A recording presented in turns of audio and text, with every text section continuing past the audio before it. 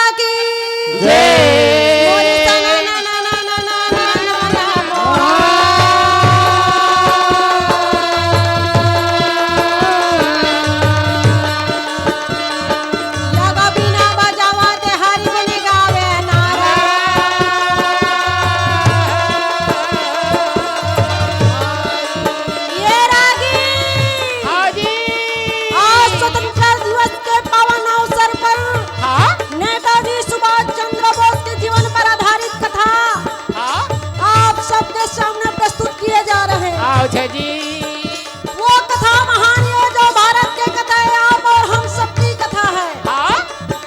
यागा बिना बजावा दे हरि ने गावे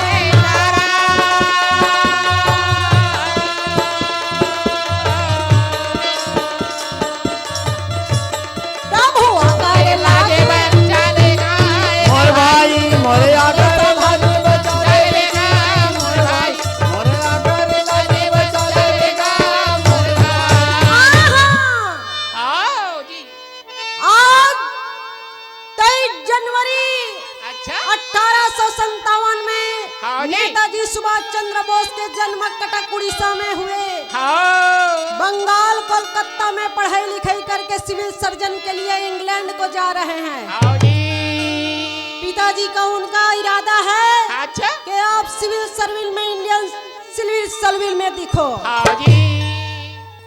पिता के आज्ञा मान करके चलने की तैयारी शुरू कर दिए। आओ उनके पिता एक बहुत ही अच्छा वकील थे, आओ जी। जानकी नाथन, माता श्री आओ प्रभावती। आओ जी। इनके 7 भाई 6 बहनें थे। अच्छा जी। एक संपूर्ण खुशहाल परिवार था। आओ भरपूर इनको शिक्षा दीक्षा का अध्ययन मिला, अच्छा जी। अच्छा परवरिश मिला, हाँ। अच्छा सोच मिला। सताया हुआ हमारे भारत हाँ और भारतवासी हाँ जी। को देख करके मेरे मन में विचार फूट पड़ा है कि मैं क्रांतिवीर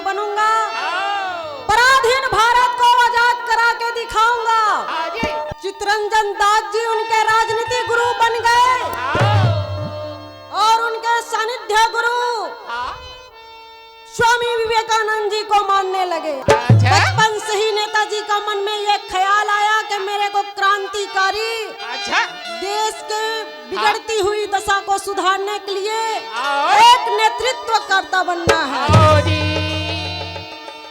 जब चले के तैयारी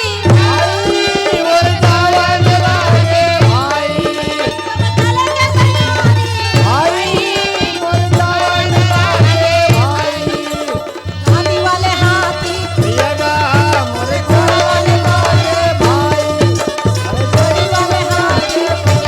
हाथी घोड़ा रथ वाले रथ पैदल वाले पैदल ट्रेन वाले विमान में तमाम शाम संत भेद के साथ में शिक्षा अध्ययन करके जब कलकत्ता वापस आए तो वो आगे कांग्रेस पार्टी में अच्छा। ज्वाइनिंग लेकर के अध्यक्ष बन गए।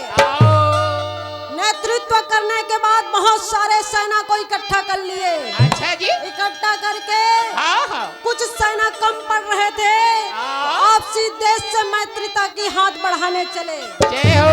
जापान रसिया और जर्मनी से भी हाथ मिला लिए। हाँ जी। हाथ मिलाने के बाद जापान की आजाद हिंद सेना फौज थी आओ। जिसका नेतृत्व मोहन सिंह जी कर रहे थे। हाँ जी। उससे हाथ मिलाकर हाँ। तमाम सेना के बल को बहुत विशाल बनाना चाहते थे। चाहते थे जी। और आओ। विशाल बनाने के बाद हाँ जी। पराधीन भारत को आजाद भारत बनाना बनाना है। है जी। ये संविधानता की लड़ाई है। हाँ। ये संविधानता की लड़ाई है। लड़ाई है। चलो मेरे सिपाही कदम कदम मिलाते चलो मेरे साथ गाते चलो। ये तरह बोल करके आगे बढ़ने की तैयारी में लग गए। जय बोल वृंदावन बिहारी भैया जी भाई जय बोल वृंदावन बिहारी भैया जी भाई समानता के अधिकार, शिक्षा के अधिकार, पद प्रतिष्ठा की अधिकार, हाँ जी। रोटी कपड़ा मकान की व्यवस्था की अधिकार, हाँ।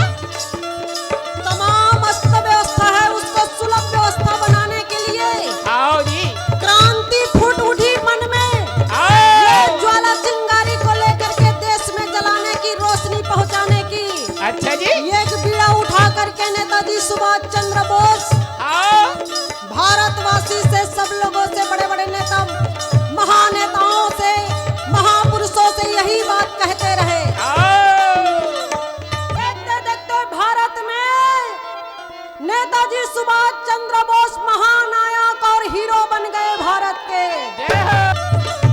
जय बोल वृंदावन बिहारी भाई ये कन्हैया जय हो जय हो। जय हो। जय हो। जय हो। जय हो भाई। जय हो। जय हो। जय हो भाई। ठहर जाओ। आओ। जयकारा लगाए के बाद में बाहुबली में ठाड़ तड़िया आज आनंद खुशी के मारे फूले न समाए। अच्छा। तमाम सेना देखने के बाद में आओ। नेताजी सुभाष चंद्र बोस प्रफुल्लित हो उठे अच्छा। और कहे मेरी आज बल की ताकत है। हाँ। ऐलान करो भारत के बड़े बड़े महापुरुष सेनानियों को अच्छा। ताम्र पदक भेजा दो। हाँ। अंग्रेज को मार भगाना है, लगाना है। स्वाधीनता लाना है। लाना है जी। बड़े बड़े राजा महाराजा को आमंत्रण भेजा। भेजा है। बड़े बड़े राजा महाराजा को आमंत्रण भेजा। भेजा है। जाओ सैनिक हाँ जी। लेखापाल को आदेश करो। आओ। मणिपुर, गुजरात, बांग्लादेश, पाकिस्तान, आओ। जापान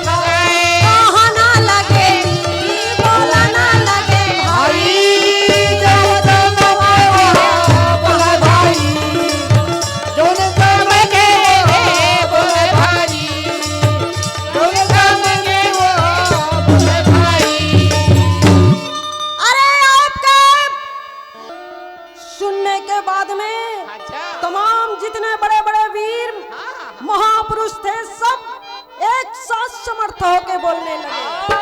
हाँ जी हाँ। जय हो नेताजी सुभाष चंद्र बोस की जय हो, जय हो महात्मा गांधी की जय हो, जय हो भारत माता की जय हो। आज जो विचार आपने रखा हमें स्वीकार है, कहो क्या करना है? अरे करना क्या है? अंग्रेज को मार भगाना है, आंदोलन के लिए अच्छा जी। बर्मा देश को जाना है। तो क्या करना है? तैयारी बनाओ। बनाओ जी। जो बच्चा लेके तैयारी, भाई मोर चावन लागे भाई, जो बच्चा लेके तैयारी, भाई मोर चावन लागे हाँ, बाबा थोड़ा वाले ये बोलन लागे भाई, बाबा गाड़ी वाले और बोलन लागे भाई, हाथी वाले हाथी, रथ वाले रथ, पैदल वाले पैदल, अस्त्र शस्त्र तोमर गदा फरसा लेकर, गोला बारूद बम मिसाइल और विस्फोटक सामान, जो भी हमारे अस्त्र शस्त्र हैं, जो भी हमारे हथियार हैं, हाँ जी हाँ। सबको लेकर विमान वाले विमान में और ट्रेन वाले ट्रेन पे सवार हो जाओ। अब युद्ध के लिए जाना है हमें, हाँ जी हाँ। अंग्रेज को मार भगाना है, भारत को आजाद कराना है। बनाना है जी। सुन के आनंदित होइए। अच्छा।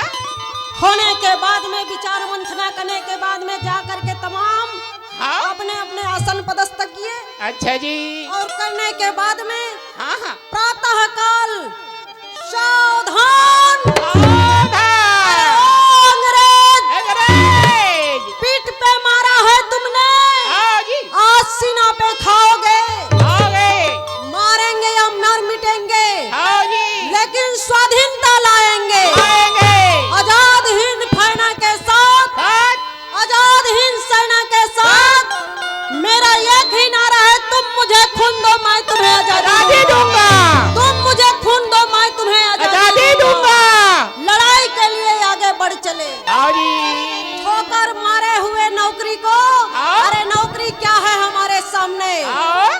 हमें पूरा भारत की नौकरी बजानी है, बजानी है। भारत माँ की नौकरी बजानी है, हाँ। भारत माँ की रक्षा करना है, हाँ। भारत माँ की सेना कहना है। कहना है जी। ये बात अमल करते हुए ललकारे ठार, ठहर जाओ। आज बिना मारे नहीं छोड़ो नहीं भाई। छोड़ो। मारे के लिए जब पंदा उठाए, हाँ जी। वो तो बड़े बड़े में छडाड़ी वाले भाई।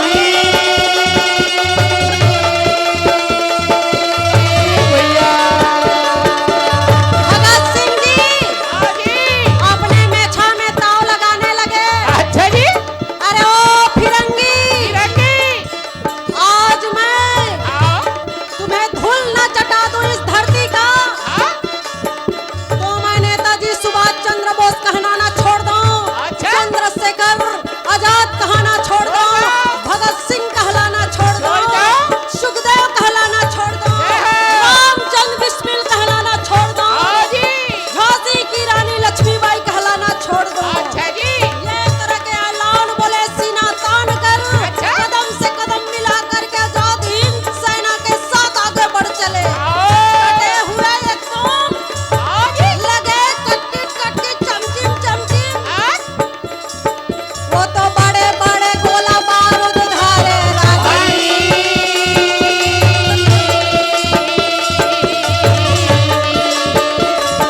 वो तो मारे के गोली,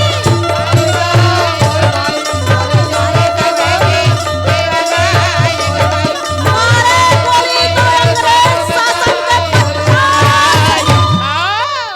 अंग्रेज शासन के 50,000 तमाम अंग्रेज मारे गए। अरे ओ फिरंगी, कहाँ है तेरा बाहुबली ताकत? पीठ पाछे तू शेर बनता है रे गिधाड़। अब जाके बिल छुप गया, अच्छा। निकल बाहर सपोले। आज मैं तुम्हें धूल न चटाऊं, तो नेताजी सुभाष चंद्र बोस कहलाना छोड़। लेकिन क्या करे रागी, क्या करे जी? ये समय तो हाँ जी। तमाम अंग्रेज के जितने भी हाँ। सैनिक थे सब मारे गए। मारे गए। इंग्लैंड के लैंड नवाब बन के आए थे छक्का छुड़ा के भाग पड़े। अरे यहाँ कोई तेरा बाप नहीं जो बचाने आएगा। मैं कह रहा हूँ कोई बचाएगा नहीं, भागो, नहीं तो देख लो आज मैं कहीं यही शमशान ना बना दूं तो मैं नेताजी सुभाष चंद्र बोस कहना छोड़ दूं। अरे ओ रुक, कहाँ जा रहा है रे भगोड़े? रुक रुक रुक रुक, शर्म ना कर हमसे। अच्छा नेताजी की जीत में आनंद खुशी के मारे प्रफुल्लित हो गए। हाँ जी। आनंद मनाने के लिए अच्छा दिल्ली के लाल किला और दिल्ली के राज्यसभा में हाँ जी। जश्न हो रहे हैं। अच्छा जी।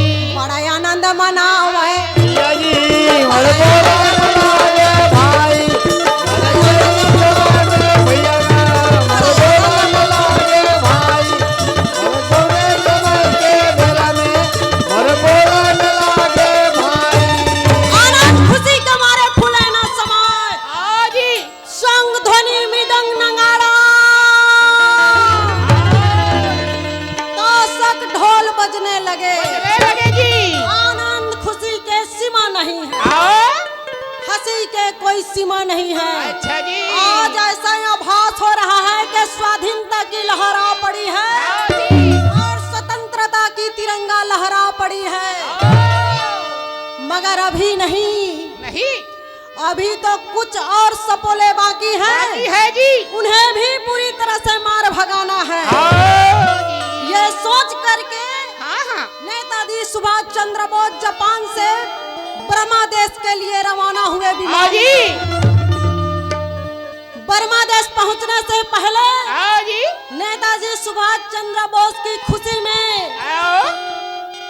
किसी विरोधी पार्टी की नजर बुरी लग गई। हाँ।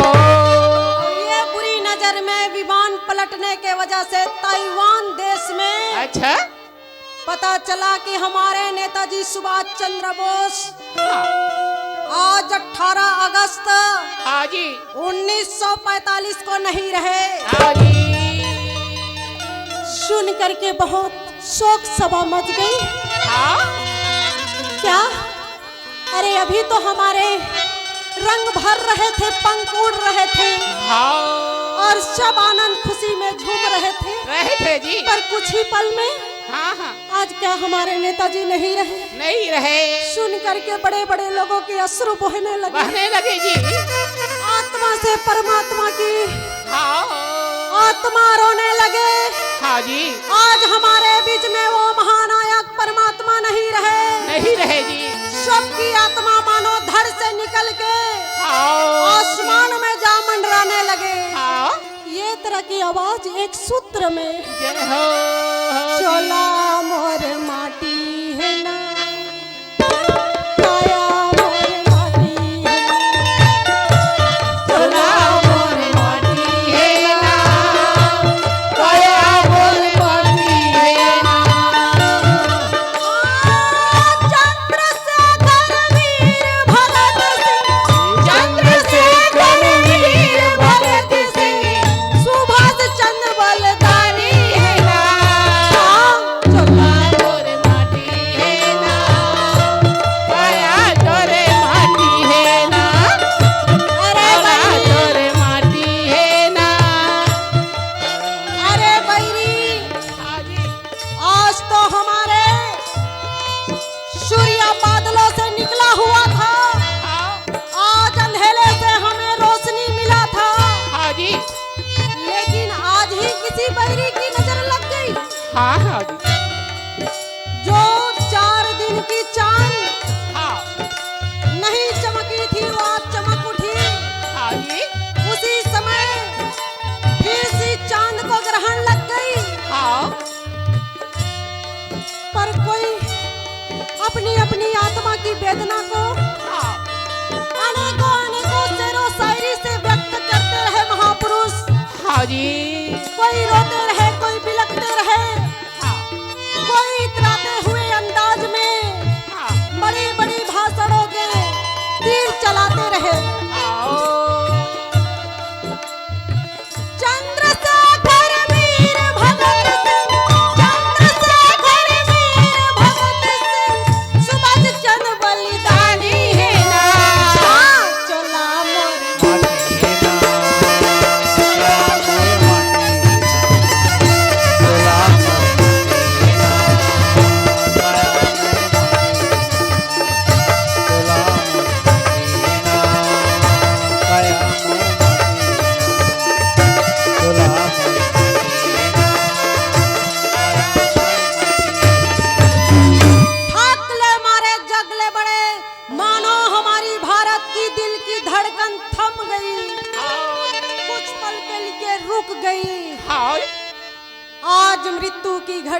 बढ़कर हाँ जी। तमाम बड़े बड़े सेना सब खोज में लग गए हाँ। कि आखिर ये हुआ तो हुआ कैसे। कैसे? आज ही हमें हाँ जी। सभा में ऐसा अनुभव हुआ था कि पूर्ण स्वाधीनता आ गया, देश आजाद हो गया, हाँ। तिरंगा हमारे भारत का फहर गया। हाँ। लेकिन आज ही हमें एक हाँ जी। अशुभ सूचना सुनने को मिला। हाँ। लेकिन हम पीछा नहीं छोड़ेंगे, हाँ। आज खोज करके बताएंगे हाँ। कि आखिर हाँ। हमारे बोस रहे कि नहीं रहे। नहीं रहे। रहस्य को लेकर के आगे बढ़ने लगे। हाँ। पांचों छाया मुड़ाती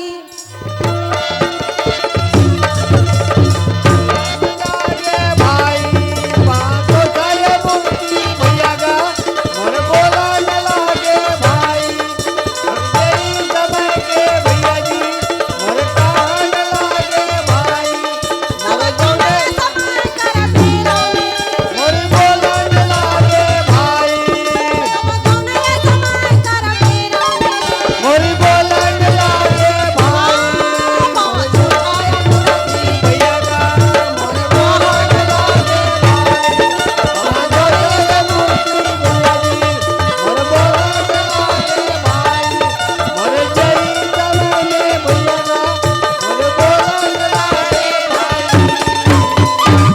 भारत की आजादी के लिए तमाम 5-6 मूर्ति महा जितने महान पुरुष थे वो सब खोज के लिए निकल गए। हाँ। हमें जब तक लाश न मिले तब तक के हम यकीन नहीं करेंगे कि हमारे बोस नहीं रहे। हाँ जी। इसके पीछे क्या कारण है पता लगाया जाए। अच्छा। खोज में तमाम सेना भिड़ गए, हाँ। लेकिन क्या करें, खोज करके आ गए, न तो कहीं बोस के लाश मिली नहीं जी। और न कोई मरने की संकेत मिली। हाँ। आज भी रागी हाँ जी।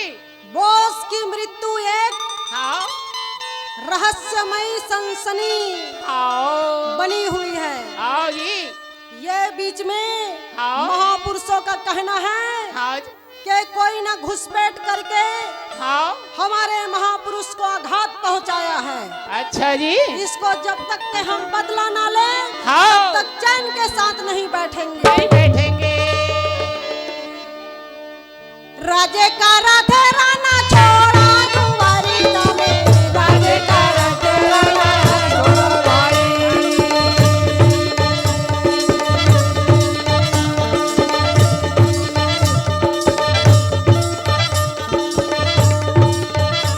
राज करने वाले अंग्रेज शासक को हाँ जी। हमारी देश की मार बहुत भारी पड़ी। हाँ। यही वजह हो सकता है हमारे नेताजी सुभाष चंद्र बोस की हाँ जी। एक गोपनीय संदेश में अच्छा। कहीं ना कहीं हाँ।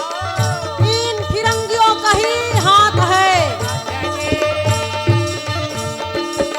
राजे का राधे राना छोड़ा दुआरी का में, राजे का रतराना छोड़ा भाई देगा दुआरी का में, राजे का रतराना छोड़ा भाई आएगा दुआरी का में। राजे का रतराना छोड़ा भाई भगवान की यह कथा सुन के बाद दीनदयाल दया के सागर भगवान मुरारी द्वापर युग के नायक थे हाँ जी। और सुभाष चंद्र बोस नेताजी हाँ। हमारे भारत के नायक थे। हे जी। भारतवर्ष में एक हीरो के नाम से प्रसिद्ध हो गए। उनके नाम शान पहचान इस कदर बन गए कि जगह जगह पूरे भारत के वासियों के अच्छा जी। जबान में नेताजी का नाम छा उठा था। गुंज को क्या करें, हाँ खजी। देखते देखते मन में हाँ जी। आस्था को बनाए रखे, भगवान से और तमाम की आशीष बसन को लेकर के हाँ जी। आगे बढ़ते रहे। हाँ। और एक क्रांति गया तो क्या हुआ, आने को क्रांति सैनिक खड़ा करो। हाँ। तोर मुलिम जादू लगे नहीं।